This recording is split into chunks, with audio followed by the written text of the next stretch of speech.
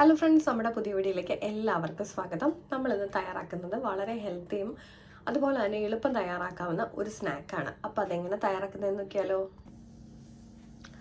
നമ്മുടെ സ്നാക്ക് തയ്യാറാക്കാനായിട്ട് ഞാനിവിടെ പഴം ഇതുപോലെ ചെറിയ പീസായിട്ട് മുറിച്ചെടുത്തിട്ടുണ്ട്. ഒരു മുട്ട ഞാനിതുപോലെ അടിച്ചെടുത്ത് വെച്ചിട്ടുണ്ട്.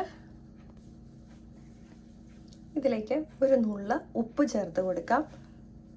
നമുക്കിതിലേക്ക് ലേശം പഞ്ചസാര ആഡ് ചെയ്ത് കൊടുക്കാം. ഇതിലേക്ക് ഒരു നുള്ള കാർഡമം പൊടിച്ചതും കൂടെ ചേർത്ത് കൊടുക്കാം. ഏലക്ക പൊടിച്ചതാണ്. എനിക്ക് പനി ആയതുകൊണ്ടാണ് സൗണ്ട് ഇങ്ങനെ വല്ലാതിരിക്കുന്നത് കേട്ടോ. നമുക്കിത് നന്നായിട്ടൊന്ന് മിക്സ് ചെയ്ത് കൊടുക്കാം. നമ്മൾ എടുക്കുന്ന പഴത്തിൻ്റെ അളവനുസരിച്ച് നമുക്ക് മുട്ടയുടെ എണ്ണം കൂട്ടിയെടുക്കാം കേട്ടോ.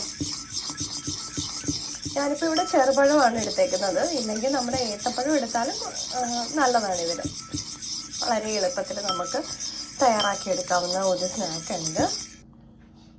ഞാനിപ്പോൾ നമ്മുടെ മുട്ട അടിച്ച് വെച്ചേക്കുന്നതിലേക്ക് നമ്മൾ അരിച്ച് വെച്ച പഴമെല്ലാം ചേർത്ത് കൊടുത്തിട്ടുണ്ട്. നമുക്കിനി ഇതൊന്ന് ജസ്റ്റ് അങ്ങോട്ടും ഇങ്ങോട്ടും ഒന്ന് മിക്സ് ചെയ്ത് കൊടുക്കാം. കാരണം നമ്മുടെ മുട്ട നമ്മുടെ പഴത്തിൽ കംപ്ലീറ്റ്ലി ആകാൻ വേണ്ടിയിട്ടാണ്. നമുക്ക് ഇതുപോലെ ഒന്ന് ജസ്റ്റ് അങ്ങോട്ടും ഇങ്ങോട്ടും മിക്സ് ചെയ്ത് കൊടുത്താൽ മതി.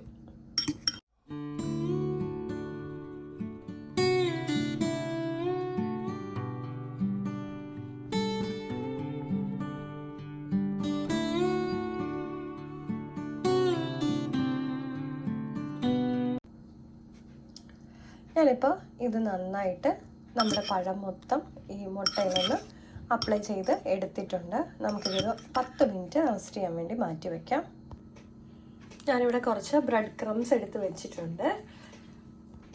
നമുക്കിനി നമ്മൾ മുട്ടയിൽ അപ്ലൈ ചെയ്ത് വെച്ചേക്കുന്ന പഴം ഈ ബ്രെഡ് ക്രംസിൽ എടുത്തൊന്ന് കോട്ട് ചെയ്തെടുക്കാം. നമുക്കിനി ഇത് ഒന്ന് ബ്രെഡ് ക്രംസിൽ കോട്ട് ചെയ്തെടുക്കാം.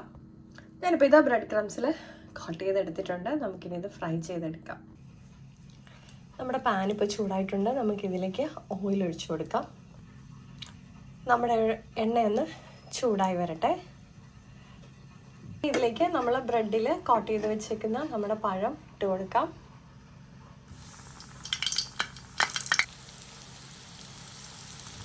ഞാനിപ്പോൾ നമ്മുടെ പഴം കംപ്ലീറ്റ്ലി ഇട്ട് കൊടുത്തിട്ടുണ്ട്.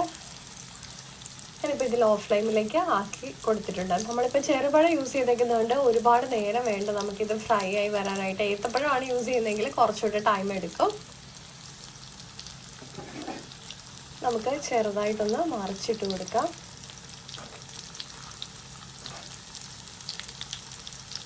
നമുക്ക് എല്ലാ സൈഡും ഒരു ഗോൾഡൻ ബ്രൗൺ ആയി വരണം. നമ്മുടെ ഇപ്പോൾ ഒരു സൈഡ് ബ്രൗൺ ആയിട്ടുണ്ട്. നമുക്കിനി ഇത് ഒന്നുകൂടെ മറിച്ചിട്ട് കൊടുക്കാം. ഞാനിപ്പോഴും ലോ ഫ്ലെയിമിലാണ് ഇട്ട് കൊടുത്തേക്കുന്നത്.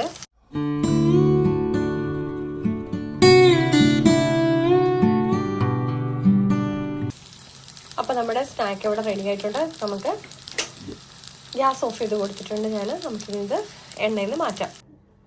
അപ്പോൾ നമ്മുടെ വളരെ എളുപ്പത്തിൽ തയ്യാറാക്കാവുന്ന സ്നാക്ക് ഇവിടെ റെഡി ആയിട്ടുണ്ട്. കുട്ടികൾക്ക് വളരെയധികം ഇഷ്ടപ്പെടുന്ന ഒരു സ്നാക്കാണ്. അപ്പോൾ എല്ലാവരും ട്രൈ ചെയ്ത് നോക്കുമെന്ന് വിശ്വസിക്കുന്നു. മറ്റൊരു വീഡിയോ കാണും വരെ നന്ദി, നമസ്കാരം.